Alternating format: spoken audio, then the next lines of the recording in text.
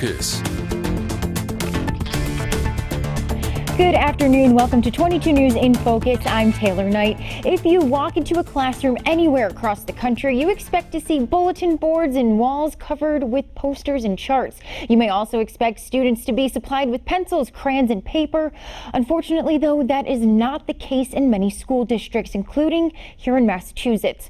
According to the National Center for Education Statistics, nearly all public school teachers are spending their own money to pay for classroom supplies, on average nearly $600 a year. That is far more than the federal tax deduction available to teachers. In Springfield, a group of retired teachers have decided to take on this issue and help out their younger colleagues by getting them the necessary supplies for free. Joining me today to talk about tools for teaching are Christine Williams and Donna Jenny. Thank you both for being here today. Can we maybe talk about your education background first? Well, sure. I'm fairly late to the teaching profession. I started out in 1969, graduating from college and teaching for a year. And then it was so difficult to teach that I thought going to grad school would be easier. So I went on and got a PhD in clinical psychology. And then 18 years later, found myself in a public school classroom for first time in many, many years. And I was really welcomed and knew right away how hard teachers worked and how much of their own money they spent on supplies. Absolutely. And can we talk about your education background? I graduated from the University of Massachusetts in Amherst and got my master's at Framingham State University. Retired from Springfield as a reading specialist in 2008, and I'm still working part-time, enjoying every moment of it. All right, so we just brought up tools for teaching. Can we talk about what Tools for Teaching is? We're a nonprofit recycling store for teachers, and this was created by retirees in the Springfield Education Association to help members, current teachers, new union members, and we are supported and sustained by our local union leadership in the Springfield Education Association, as well as the state union, the Massachusetts Teachers Association. And our mission is to connect both ends of the teaching career, the new teachers coming on board and the retired teachers who are still very active in our union. And our recycling store has a component that helps keep valuable materials out of our landfills. So we're very aware of the environment as well. Great. So how is Tools for Teaching funded? This has to be a little bit expensive. Most of our inventory is provided by donations from teachers from all over the area, and we receive a generous grant every year from Massachusetts Teachers Association. And we have also received donations from friends, monetary donations from friends, local businesses such as Big Y, the ARA Credit Union, Sweat Power Yoga, and Chicopee Savings Bank. So what do you collect exactly, and how do you decide what is needed? Well, we have a wish list for teachers at our store, a big whiteboard, and when they come to shop, they can write down anything that they think their students would benefit from. And we do our best to make it happen for them. Sometimes it's as simple as pencils. Sometimes it's a brand new electric pencil sharpener, magnifying glasses, paper. You know, many schools in Springfield have counters on their copy machine, and teachers are limited to the number of copies that they can make for their students. So how do you keep all of this organized, with all these requests coming in? We do take the items from the wish list, and we order 3 times a year with our grant money, and we base our orders for the brand new supplies on what teachers have requested that they need in the classroom. So where is all of this held? We're at the Congressman Richard E. Neal Municipal Operations Center on 70 Tapley Street in Springfield. The city was very, very generous. Our union leadership helped us make connections to the city departments that could help us with this, and they created a beautiful fenced-in area for us, complete with heavy wooden bookshelves and furniture, and they've already expanded our space 6 more feet because we have grown in the last several years. So they've been very good to us. That's amazing. So tell me a little bit more about this room. What's it like in there? Well, we call it the crib. It's a very large place. We've expanded our place. It's surrounded by that wire. What's that fencing Chain wire? link fence, Chain yeah. link. It's a chain link space, probably as big as this room here that we're filming in. And it's filled with everything from art supplies and dress up kind of costumes, brand new commercial items, things teachers have asked for, things we think they might like. Having been teachers, and all the rest of our committee were teachers, so we kind of have a feel for what the different classrooms might need in terms of things that would cost teachers a huge amount of money to buy on their own. So how does a teacher, if they need supplies, how do they apply for this? They don't have to apply. All they have to do to take advantage of what we have, it's a hit or miss. I mean, every time we're open, twice a month, we get donations in from different parts of the state and other states as well. So we never know what's coming in. But all they have to do is show up at the store with their Springfield Public School ID and a willingness to save a lot of money for their classrooms. So there's absolutely no need to do anything other than just show up. That's great. You don't need to make an appointment. No. You don't need to do anything. You can come during the hours the store is open. And we're really open to paraprofessionals, the teachers themselves, counselors who teach, librarians who teach. Something for everyone. Mm-hmm. All right, so why do teachers end up spending their own money? We'll find out after the break. You're watching 22 News in Focus. Today we're talking about the Tools for Teaching program, which provides supplies to Springfield public school teachers.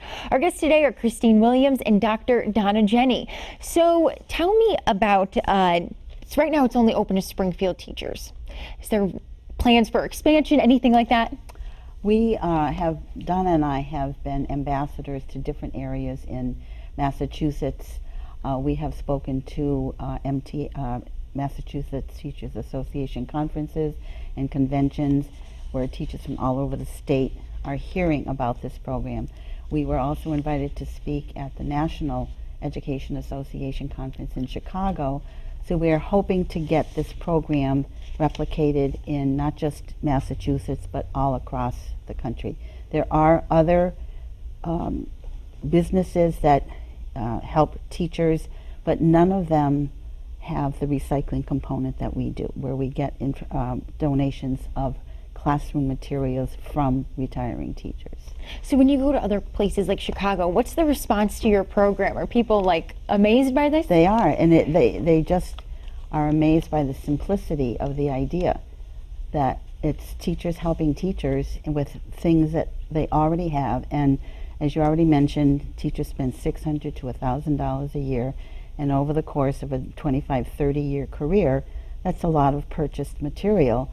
And instead of letting it languish in their basements or their garages, they bring it to us, and we organize it and give it to our brand new teachers. And when we were in Chicago for the NEA convention, we taught a workshop to other teachers from other communities about how to start this up in their own area. And the Springfield Education Association nominated our group for the Honor Our Own Award 2 years ago, and we received the honor at a convention, a teachers' convention. And our union is just so behind teachers and helping them provide for the students, because that's what it's all about. It's all about the kids and what's going to help them learn best. And every teacher in Springfield really, really has that dream. Is that kind of why teachers spend their own money? You know, why are teachers spending their own earned money? Elementary teachers especially have to teach all content areas. So they need to have things that will excite and enliven their lessons. And children, younger children especially, need a lot of hands-on, manipulative kinds of materials so they can learn concretely first before they learn abstract principles. So you just need lots and lots of stuff for the younger grades, and the children learn very differently. They have different styles of learning, so you need things to address all the different styles that children bring to the classroom. And the Springfield Public Schools have been woefully underfunded for years. And even though they received $25 million, that bears no resemblance to the money still owed to our Springfield school children. And you could plant a tree with your own hands. You could dig a hole in the ground with your own fingers and pull it apart and plant a tree. But the waste of time and energy, use a few extra tools to make the job easier, and you have time to devote to other meaningful things. So you just brought up funding. Are there any other challenges that schools face that they're not able to provide these supplies to students? Well, the legislators, as Donna said, have finally come to realize that money is needed to enhance the classrooms, to just provide basics. This year, Springfield just added on art and music teachers, which had been missing for several years. And this is an important way for children to learn. And yes, it's wonderful to see these teachers added, but we need them full-time. We need full-time counselors. We need full-time nurses in every school. So the legislators really need to step up to the plate and provide what's needed for our students. And the more children in a classroom, the more different learning styles the teachers have to be challenged by. And in order to provide for that, the huge class sizes that we have in many of our schools, extra supplies are always helpful to address that gap. So we talked about the specific needs of elementary students, the wide array of supplies they need. What about special needs students? What supplies maybe those classrooms need? They need the same things, only more of them. I mean, some children need to move around a classroom more frequently than other students. There's all different needs involved. And teachers want to be able to provide, for example, reading nooks where students could stand up and read. They need to provide art materials so that if a child learns in a different fashion, they're more visually inclined. Then they want to provide art supplies, materials to accommodate that need so that things go smoothly and every child in the classroom gets what they need. Are there any other specific types of learners that might need something special on lists that you've seen? We try to provide as many of the items that are on the wish lists as possible. So that is one way that we do that. And as Donna said, many of the children with special needs need the same kinds of learning materials as young children. So anything that they can manipulate, that they can use, kinetic fashion, that is something that we always provide when we order. And the SAA has provided, they've found a place for us to rent for $1 a year so that we can devote all our money, all our time to helping teachers help their students. $1. $1. Quickly, let's maybe touch on middle and high schoolers. Are there any specific needs for those students that you've seen? Yes, always pencils, paper, and pencil sharpeners. A big need for those. And different types of learning supplies that the teachers will come to us if they're doing a special project. Globes or magnifying glasses or different types of products for the students to use. They like bookcases, and those are kind of hard to come by. I mean, we don't have a lot of storage space, but if they want to set up reading nooks, a lot of the teachers take entire sets of books for their classes. So some students can read the same things, some students can read different things. Yeah.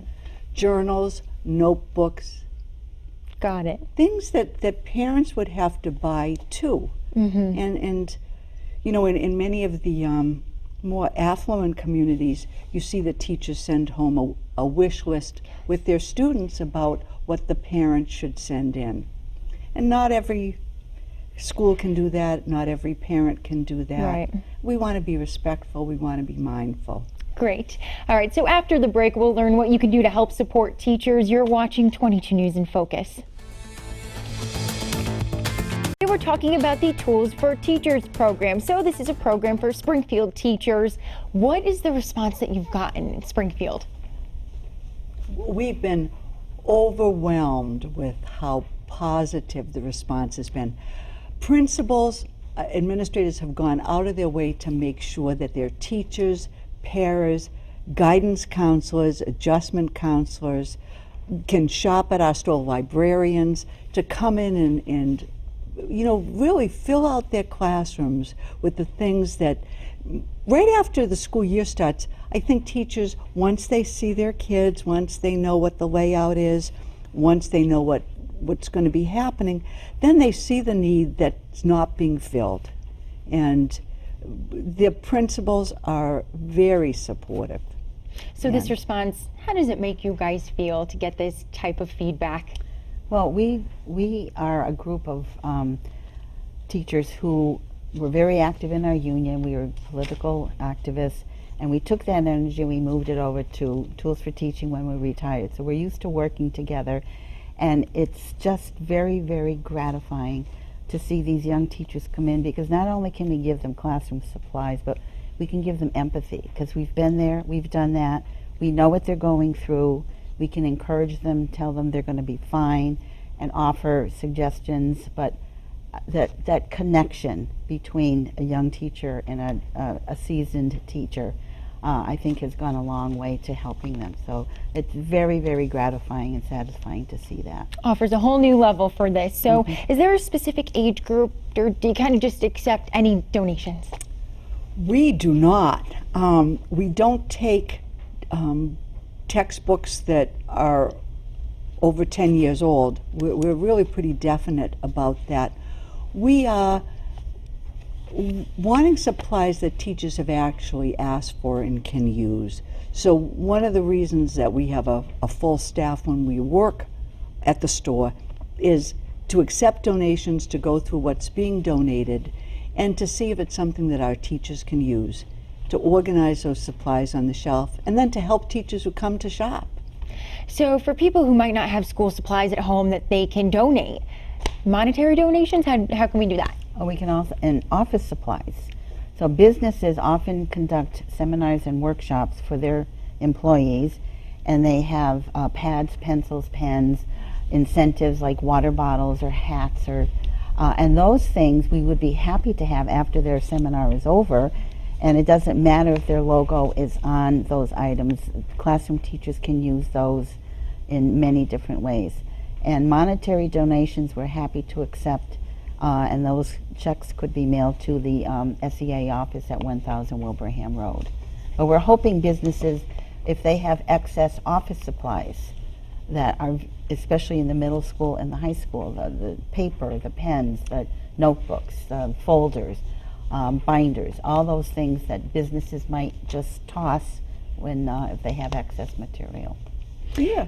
So are you looking to create community partnerships with businesses, organizations? Kind of just touched on that. Are you looking to really develop that? We just recently were, for the second time, selected by this business in East Longmeadow, Sweat Power Yoga, who every Sunday their class donates to a nonprofit organization in the area, and they have selected us twice and have been very, very generous with classroom supplies and monetary contributions. So we are hoping to extend that to other business, and we're so relieved that there's a business that is sensitive to the community and the community's needs. So we're hoping other businesses will sign on as well. Absolutely. For our viewers watching, how can they help?